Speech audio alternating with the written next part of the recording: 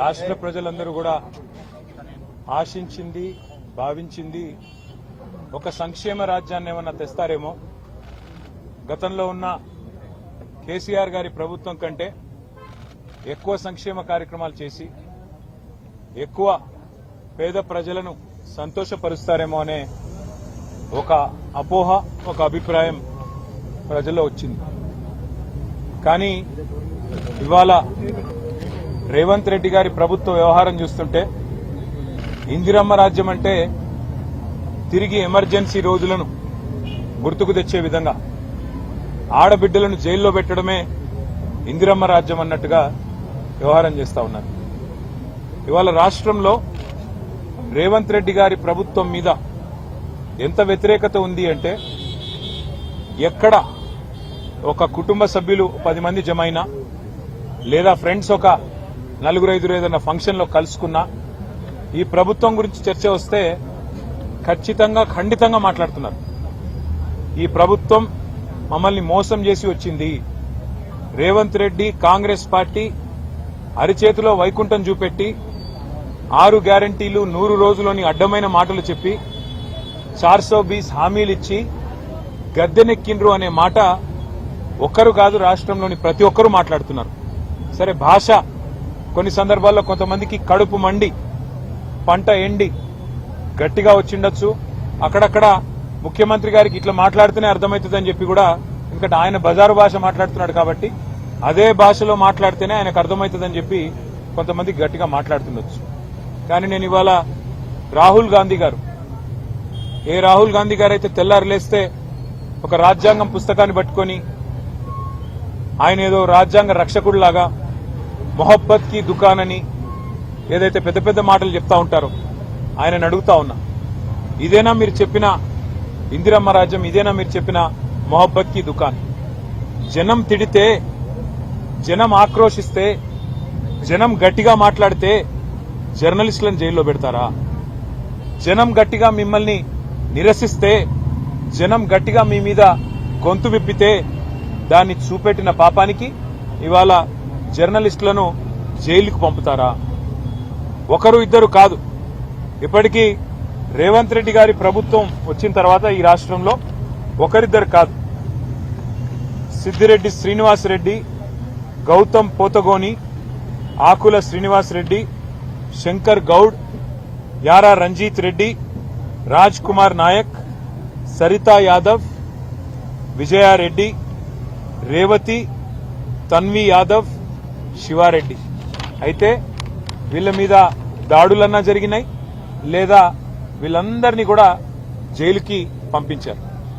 అంటే ఇంత నికృష్టంగా కేవలం ప్రభుత్వం మీద ఉన్న అసహనం ఏదైతే ప్రజల్లో ఉందో, ప్రభుత్వం మీద ఉన్న అభిప్రాయం ఏదైతే ప్రజల్లో ఉందో దాన్ని అక్కడ మెయిన్ స్ట్రీమ్ మీడియా పట్టించుకోవట్లేదు కాబట్టి, ప్రధాన మీడియాని రేవంత్ రెడ్డి గారు మేనేజ్ చేస్తున్నారు కాబట్టి, వాళ్ళు చూపెడతలేరు కాబట్టి ప్రజలు ప్రత్యామ్నాయ మీడియా అయిన డిజిటల్ మీడియాలో తమ ఆక్రోశాన్ని వెలగక్కితే, రేవంత్ రెడ్డి భాషలోనే రేవంత్ రెడ్డికి ఆయన స్థానాన్ని గుర్తు చేస్తే ఇవాళ ఈ రకంగా మాట్లాడడం అనేది, ఈ రకంగా జర్నలిస్టులను జైల్లో పెట్టడం అనేది ఎంతవరకు మంచిదో ఆయన కూడా ఆలోచించుకోవాలి. ఎందుకంటే ఈరోజు వీళ్ళకి జరిగింది రేపు తప్పకుండా కాంగ్రెస్ నాయకులు, కాంగ్రెస్ కార్యకర్తలకు కూడా జరుగుతుంది. ఎందుకంటే ఇవాళ మీరు కొత్త కొత్త తరహా విధానాలు పరిచయం చేస్తా ఉన్నారు. మీరే చెప్పారు 6 గ్యారంటీలతో పాటు 7వ గ్యారంటీ ప్రజాస్వామ్యం, ఇది ప్రజాపాలన, ఎవరైనా మాట్లాడొచ్చు, ఎవరైనా నిరసన చెప్పొచ్చు అని పెద్ద పెద్ద మాటలు చెప్పిందే రేవంత్ రెడ్డి గారు. కానీ ఈరోజు ప్రజలు గొంతు విప్పితే తట్టుకోలేకపోతా ఉన్నారు, కనీసం వాళ్ళ ఆవేదనని అర్థం చేసుకునే ప్రయత్నం కూడా చేసుకోలేకపోతా ఉన్నారు. నేను ఇంకొక మాట కూడా అడుగుతా ఉన్నా రేవంత్ రెడ్డి గారు, మీరేమో ఏదో మీ భార్య పిల్లల్ని ఎవరో దూషించారు అని చెప్పి ఆక్రోశిస్తున్నారు అసెంబ్లీలో, మరి మిగతా వారి కుటుంబాలు లేవా? వేరే నాయకులకు కానీ మీరు దూషించినప్పుడు, మీరు అడ్డగోలుగా మాట్లాడినప్పుడు, మీరు మా పిల్లలతో సహా, మైనర్ పిల్లలతో సహా అందరి మీద నీచాతి నీచంగా మాట్లాడినప్పుడు, అసభ్యంగా అక్రమ సంబంధాలు అంటగట్టినప్పుడు, నికృష్టంగా మాట్లాడినప్పుడు ఆ రోజు మాకు కుటుంబాలుంటాయనే సోయి లేదా? ఈ రకంగా నువ్వు మాట్లాడితేనేమో మంచిది, ఇంకొకరు మాట్లాడితే మంచిది కాదా? అందుకే నేను రేవంత్ రెడ్డికి చెప్పేది, ఇకనైనా బుద్ధి తెచ్చుకో, ఇకనైనా సిగ్గు తెచ్చుకో. ఇప్పుడే మేమిద్దరు జర్నలిస్టులను కూడా కలిసినాం. పెద్దలు శ్రీమతి సబితా ఇంద్రారెడ్డి గారు, పెద్దలు శ్రీమతి సునీత లక్ష్మారెడ్డి గారు, అదేవిధంగా గౌరవ ఎమ్మెల్సీలు నవీన్ కుమార్ రెడ్డి గారు, డాక్టర్ శ్రవణ్ దాసోజ్ గారు, అదేవిధంగా మా నాయకులందరం మరి ఈరోజు వారికి సంఘీభావం చెప్పడానికి, వారికి ధైర్యం చెప్పడానికి, మీరు జనం ఆవేదనని ప్రజల ముందు ఆవిష్కరిస్తే, రాష్ట్రం ముందు ఆవిష్కరిస్తే మీ మీద అక్రమ కేసు పెట్టారు తప్ప మీరు చేసిన తప్పేమీ లేదు అని వారికి ధైర్యం చెప్పడానికి వారి కుటుంబ సభ్యులను కూడా కలిసినాం, వారికి ధైర్యం చెప్పాం. తప్పకుండా వారి తరపున న్యాయ పోరాటం చేస్తాం. ఇందులో వెనక్కి తగ్గే ప్రశ్నే లేదు. నువ్వు జైల్లో పెడతాను అంటే భయపడడానికి ఎవడు కూడా ఇక్కడ ఊరికనే ఆకాశంలోంచి ఢిల్లీ నుంచి పేమెంట్ కోటాలో ముఖ్యమంత్రి పదవి తెచ్చుకున్నాడు ఎవడు లేడు. మేమందరం జనం నుంచి వచ్చిన వాళ్ళం, ఉద్యమాల్లోంచి వచ్చిన వాళ్ళం, ఎవరికి కూడా భయపడేటోళ్ళం కాదు. జైళ్లకి, కేసులకి, బెదిరింపులకి, నీ ఊకదంపుడు ఉపన్యాసాలకి భయపడేటోడు ఎవడు కూడా లేడు. పెట్టుకో, ఏం కేసులు పెట్టుకుంటావో పెట్టుకో, ఏం చేసుకుంటావో చేసుకో. కానీ ఒకటి మాత్రం పక్కా, రేవంత్ రెడ్డి గారు రేపు ఇదే శాస్తి నీకు కూడా జరుగుతుంది. నిన్ను ఈ రోజు నీకు వంతపాడుతున్న వాళ్ళకు కూడా తప్పకుండా జరుగుతుంది. నేను జర్నలిస్టు సోదరులను కూడా అడుగుతా ఉన్నా, సోదరిమణులను కూడా అడుగుతా ఉన్నా. ఇవాళ వాళ్లకు జరిగింది రేపు మీకు కూడా జరగవచ్చు. కేవలం వాళ్ళ తప్పేంది? ఈరోజు జనం తిడుతుంటే, జనం ఆక్రోశిస్తుంటే వారికి ఒక ప్లాట్ఫామ్ ఇవ్వడమే తప్ప, వారి వేదనను రాష్ట్రం ముందు ఆవిష్కరించడం తప్ప, సమాజం ముందు బయట పెట్టడం తప్ప ఏం చేశారండి తప్పు? వాళ్ళకి జైల్లో పెట్టాల్సినంత తప్ప ఏం జరిగింది?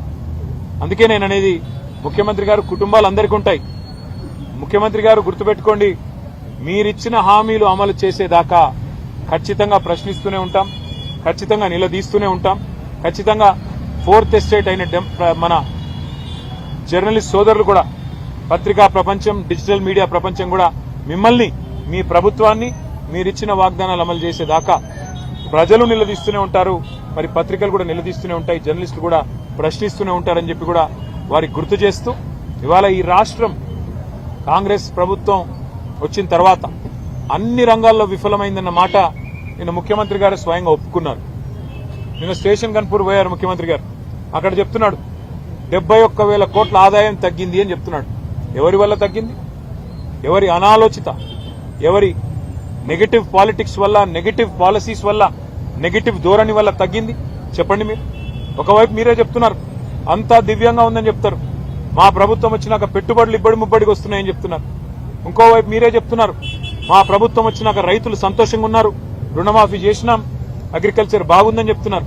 మరొక వైపు మీరే చెప్తా ఉన్నారు రియల్ ఎస్టేట్ రంగం బాగుంది, అంతా బాగుంది, ముఖ్యమంత్రి గారు 18 గంటలు పనిచేస్తున్నారని డబ్బా కొడుతున్నారు. మరి అంతా బాగుంటే 71,000 కోట్ల ఆదాయం ఎట్లా తగ్గింది? అంతా బాగుంటే తెలంగాణ తిరోగమనం వైపు ఎందుకు ప్రయాణం చేస్తున్నది? తిరోగమనం వైపు ఎందుకు పయనిస్తున్నది? దీనికి సమాధానం ఉందా? తెలంగాణ రైజింగ్ అంటూ హోర్డింగ్లు, కానీ ఈ Telangana rising, Telangana is falling అని ముఖ్యమంత్రి స్వయంగా నిన్న అప్రూవర్ అయినాడు, కన్ఫెషన్ ఇచ్చినాడు. అవును, తెలంగాణను నీ పరిపాలనలో ఒక పిచ్చోడి చేతిలాగా రాయిలాగా మార్చినావు. పిచ్చోడి చేతుల రాయి ఎట్లయితుందో ఇలా ఈ రాష్ట్రం ఒక పిచ్చోడైన రేవంత్ రెడ్డి చేతిలో, ఆయన విధానాల వల్ల, ఆయన నెగటివ్ పాలసీల వల్ల ఈరోజు ఒక్క వర్గం కూడా ప్రజలు సంతోషంగా లేని పరిస్థితి వచ్చింది. మరి అదే ఆక్రోశాన్ని ప్రజలు వ్యక్తం చేస్తుంటే జర్నలిస్టులను జైల్లో పెడతానని చెప్పి ఇవాళ ఏదైతే నియంతృత్వ పోకడలు పోతున్నాడో రేవంత్ రెడ్డి గారు, తప్పకుండా దీనికి తగిన సమాధానం కాలం చెప్తుంది.